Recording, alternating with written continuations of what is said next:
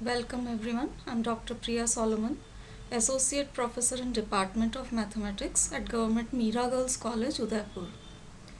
The topic of discussion today is types of rings. ये topic BSc third year mathematics के second paper abstract algebra के first unit का topic है. Various types of rings discuss करें उससे पहले हम रिंग की डेफिनेशन एक बार देखेंगे.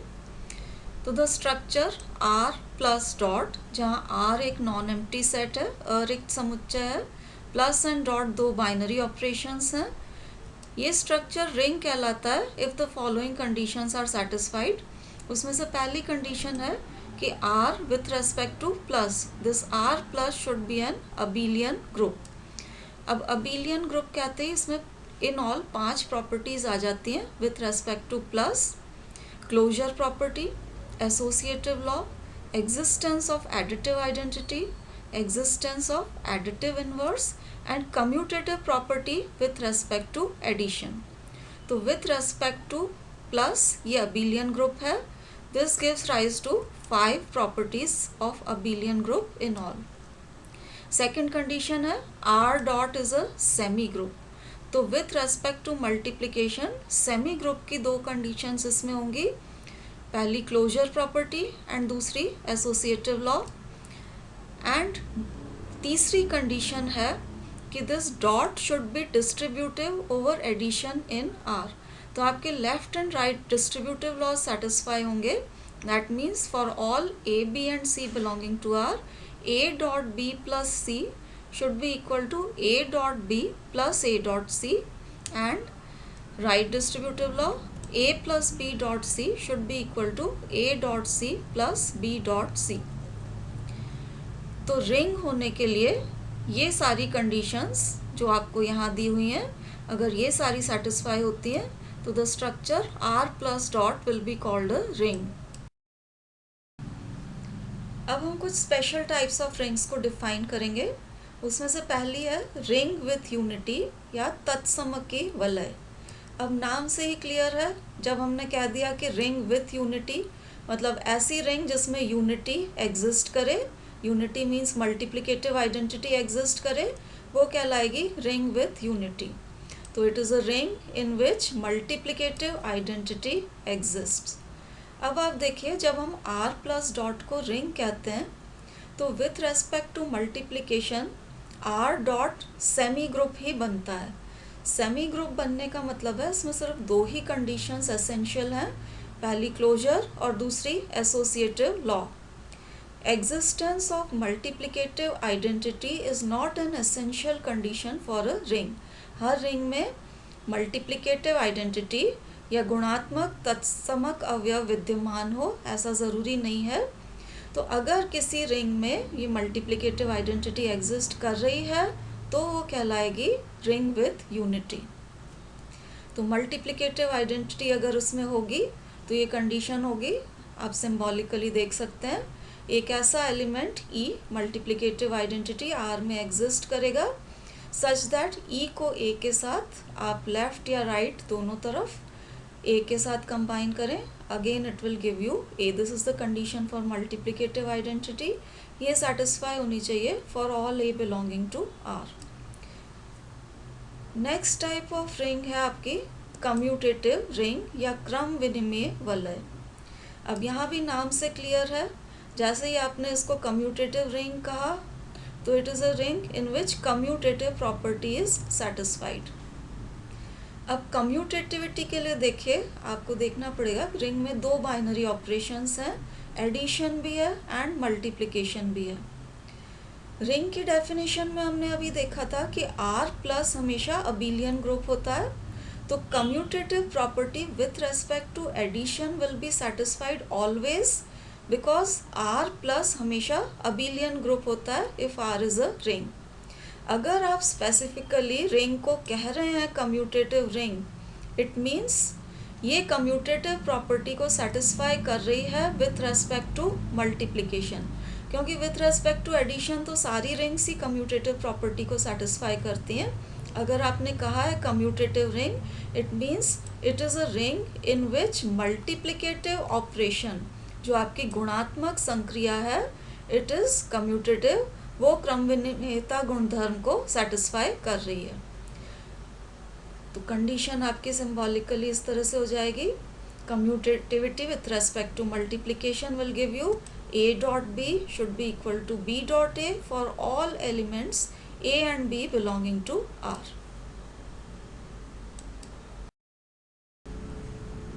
अब हम डिफाइन करेंगे रिंग विदाउट जीरो डिवाइजर्स या शून्य के भाजकों रहित वलय।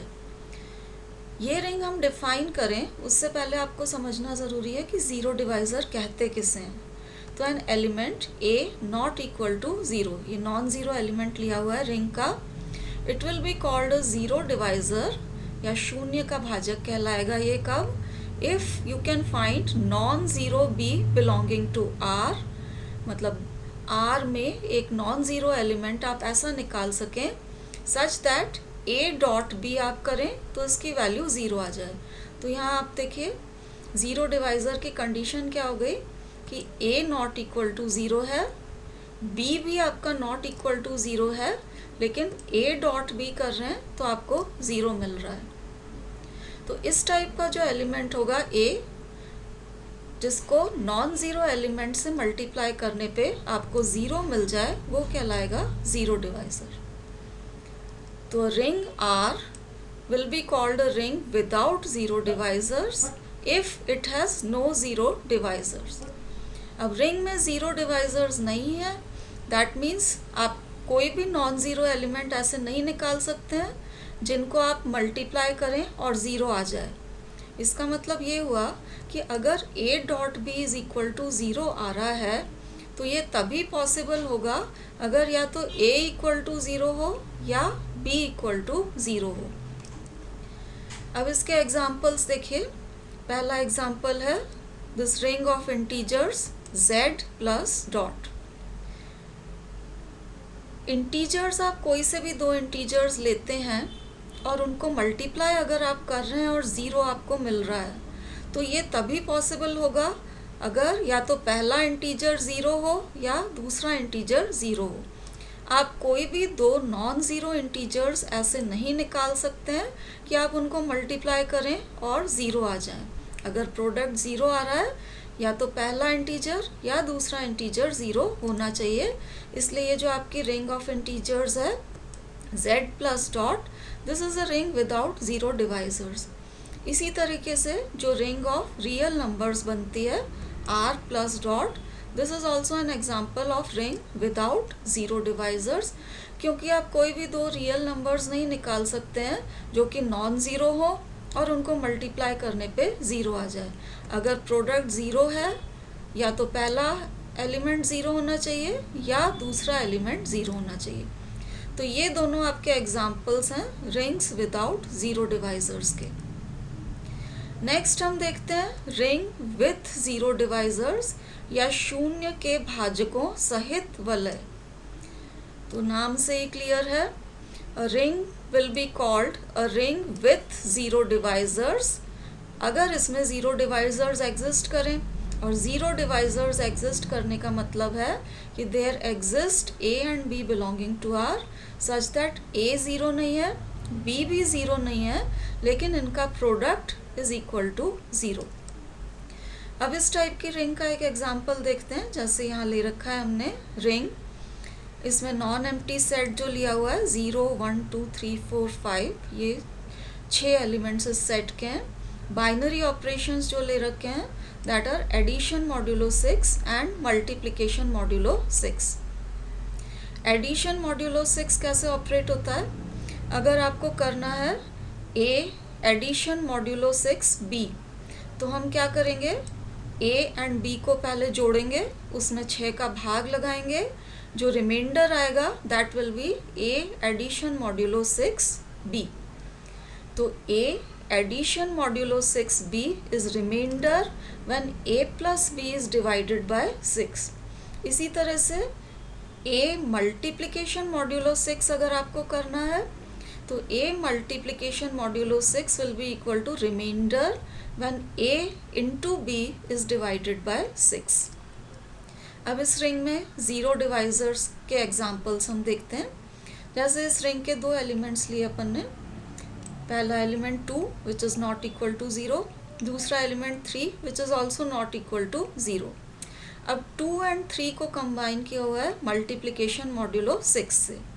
तो इसके लिए क्या करना है, 2 को मल्टीप्लाई करना है 3 से, 6 से डिवाइड करना है, और जो रिमाइंडर आएगा that will B 2 multiplication modulo 3, 2 multiplication modulo 6 3। तो हम 2 को 3 से मल्टीप्लाई करें, 6 आया, 6 को 6 से डिवाइड किया तो जो रिमाइंडर आएगा that will be equal to 0, इसलिए ये वैल्यू आ गई आपके पास इक्वल टू 0। इसी तरीके से अगले एलिमेंट्स आप देख सकते हैं। इसी रिंग में एलिमेंट है आपके पास, पहला एलिमेंट हमने लिया है 3 which is not equal to 0, दूसरा एलिमेंट लिया है 4 which is also not equal to 0। लेकिन जब आप 3 मल्टीप्लिकेशन मॉड्यूलो 6 4 लेंगे तो इसके लिए आपको क्या करना पड़ेगा, पहले 3 इंटू 4 करिए, 12 मिलेगा आपको, 12 को 6 से डिवाइड करिए एंड रिमाइंडर जो होगा वो इसकी वैल्यू आएगी। तो 12 को 6 से डिवाइड करेंगे, पूरा भाग चला जाएगा, रिमाइंडर इज इक्वल टू 0, तो ये वैल्यू आपके पास आ गई 0। तो यहाँ पर ये दो एग्जाम्पल्स आपके पास ऐसे हो गए, पहला ये और दूसरा ये, जहाँ पहला एलिमेंट नॉट इक्वल टू 0 है, दूसरा एलिमेंट नॉट इक्वल टू 0 है, पर दोनों को जब हम रिंग के सेकंड ऑपरेशन से कंबाइन कर रहे हैं तो आपको दोनों ही केसेस में 0 मिल रहा है, इसलिए this is a ring with 0 divisors. अब यहाँ पर आप देखिए, जब रिंग विथ 0 डिवाइजर्स हम करते हैं तो कंडीशन में लिखा जाता है a dot b is equal to 0, लेकिन डॉट का मतलब ऑर्डिनरी मल्टीप्लिकेशन नहीं हो जाता है। आपको रिंग की डेफिनेशन जब करवाई थी तब बताया था, डॉट डिनोट करता है रिंग के सेकंड बाइनरी ऑपरेशन को। तो यहाँ पर क्योंकि अपनी रिंग का second binary operation multiplication modulo 6 था, 0 डिवाइजर्स आइडेंटिफाई करने के लिए आपको एलिमेंट्स को कंबाइन करना पड़ेगा using the second binary operation of the ring. अगर ये कॉम्बिनेशन करने पे आपको 0 मिल जाता है तो रिंग विल हैव 0 डिवाइजर्स। अब नेक्स्ट टाइप ऑफ रिंग देखिए आप, वो कहलाती है Boolean ring. A ring will be called a Boolean ring if all elements are idempotent. अगर सारे एलिमेंट्स आइडेम्पोटेंट प्रॉपर्टी को सेटिस्फाई करते हैं तो रिंग कहलाएगी बूलियन रिंग। और आइडेम्पोटेंट प्रॉपर्टी होती क्या है, if a square is equal to a हो जाए for all a belonging to r, तो रिंग हो जाएगी आपकी Boolean ring. This property a square is equal to a, ये होती है आपकी आइडेम्पोटेंट प्रॉपर्टी। इसका एग्जाम्पल देखिए, अगर रिंग में सिर्फ दो ही एलिमेंट्स लेते हैं 0 एंड 1, तो with respect to plus and dot ये बनती है बूलियन रिंग। आप देख सकते हैं 0 स्क्वायर करेंगे it will be equal to 0, 1 square करेंगे it will be equal to 1। तो हर एलिमेंट का स्क्वायर एलिमेंट के बराबर है, आइडेम्पोटेंट प्रॉपर्टी हर एलिमेंट सेटिस्फाई कर रहा है, इसलिए ये रिंग हो जाएगी आपकी बूलियन रिंग। अब हम दो बहुत ही इंपॉर्टेंट टाइप्स ऑफ रिंग्स देखेंगे। उनमें से पहली है इंटीग्रल डोमेन या पूर्णांकीय प्रांत। तो a ring D will be called an integral domain if the following 3 conditions are satisfied. उनमें से पहली कंडीशन है कि D is a commutative ring. D क्रम विनिमेय रिंग है। कम्यूटेटिव रिंग की डेफिनेशन आपको अभी बताई थी। अगर आप स्पेसिफिकली कह रहे हैं कि D is a commutative ring, it means it is commutative with respect to multiplication, क्योंकि विथ रेस्पेक्ट टू एडिशन तो हर रिंग कम्यूटेटिव होती है, क्योंकि R प्लस हमेशा अबिलियन ग्रुप होता है। तो इस केस में D प्लस हमेशा अबिलियन ग्रुप होगा because D is a ring. अगर हम कह रहे हैं कि D is commutative means it is commutative with respect to multiplication. Second condition है कि D has unity, that means multiplicative identity D में एग्जिस्ट कर रही है, डी एक तत्समकी वलय है।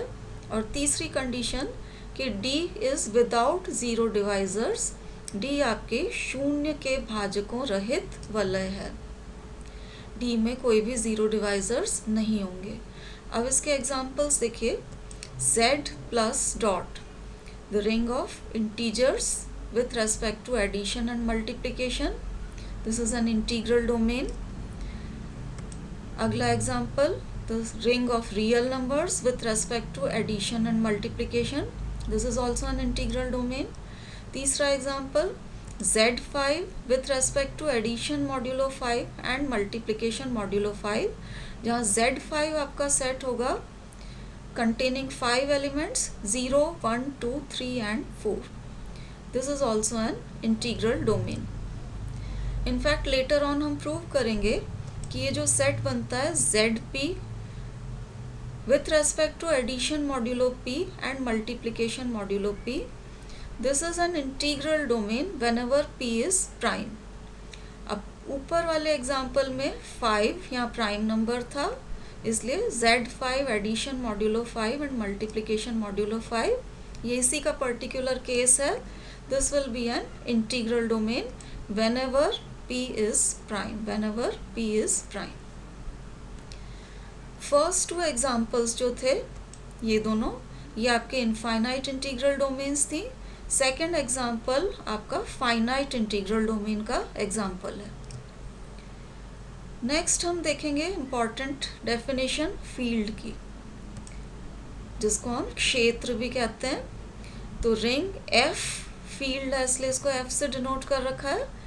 Is said to be a field if, पहली कंडीशन F इज कम्यूटेटिव, जैसा अभी बताया था. Commutative means specifically it is commutative with respect to multiplication also. F has unity, multiplicative identity exist कर रही है F में. And third condition, every non-zero element of F has a multiplicative inverse in F. F के प्रत्येक अशून्य अवयव का गुणात्मक प्रतिलोम वापस F में ही विद्यमान होना चाहिए. तो अगर ये तीनों कंडीशन सेटिस्फाई होती हैं तो F will be called a field. इसके एग्जांपल्स देखिए,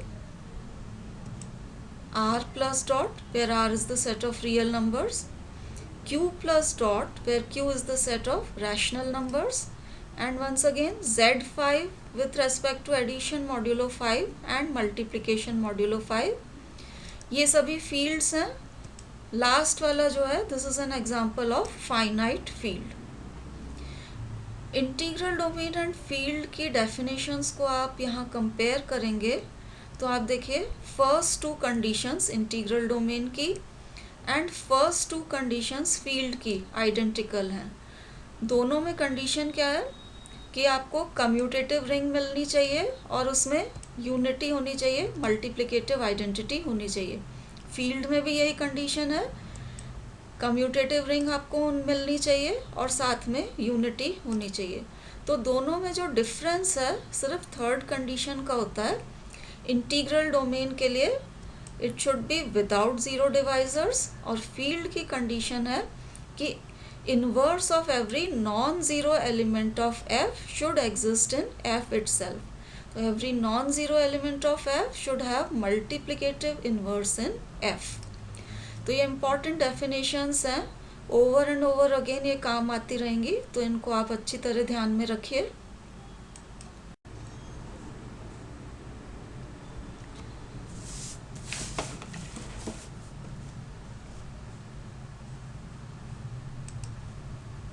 नेक्स्ट डेफिनेशन हम देखेंगे डिवीजन रिंग और स्क्यू फील्ड की. विभाग वलय या विषम क्षेत्र इसे कहा जाता है. तो ring will be called a division ring और skew field if two conditions are satisfied. पहली कंडीशन है R हैज़ यूनिटी, या R एक तत्समकी वलय है, इसमें मल्टीप्लिकेटिव आइडेंटिटी या यूनिटी एग्जिस्ट कर रही है. सेकेंड कंडीशन है कि every non zero element of R should have multiplicative inverse in R. मतलब R का कोई भी आप अशून्य अवयव ले लो, उसका गुणात्मक प्रतिलोम वापस R में ही विद्यमान होना चाहिए। तो अगर ये दो कंडीशन सेटिस्फाई होती हैं तो R will be called a division ring और स्क्यू फील्ड। अब इन कंडीशंस को आप कंपेयर करिए फील्ड की कंडीशन से। फील्ड में अपने पास 3 कंडीशंस थी। पहले, अगर रिंग R फील्ड है तो इट शुड बी कम्यूटेटिव। दूसरी कंडीशन थी इट शुड हैव यूनिटी। और तीसरी कंडीशन कि inverse of every non zero element of the field should exist in the field itself. अब स्क्यू फील्ड की ये जो 2 कंडीशंस हैं वो वही हैं जो फील्ड की आपकी लास्ट 2 कंडीशंस थी। तो डिफरेंस कहाँ आया?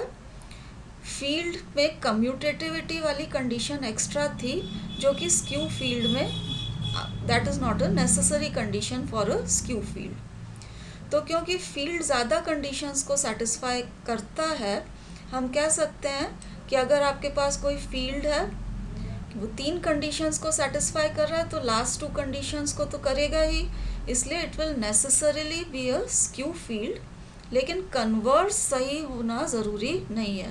Converse is not necessarily true. तो प्रत्येक क्षेत्र एवरी फील्ड विषम क्षेत्र होगा, it will be a division ring और स्क्यू फील्ड, लेकिन विलोम का सत्य होना आवश्यक नहीं है। अब डिवीजन रिंग या स्क्यू फील्ड का एग्जाम्पल देखिए। The set of all n by n non singular matrices. Non singular या व्युत्क्रमणीय मैट्रिसेस उन्हें कहा जाता है जिनका कि डिटर्मिनेंट नॉन ज़ीरो हो, सो दैट इनका इन्वर्स आप निकाल सकें। तो set of all n by n non singular या व्युत्क्रमणीय मैट्रिसेस लिए हैं over the set of real numbers.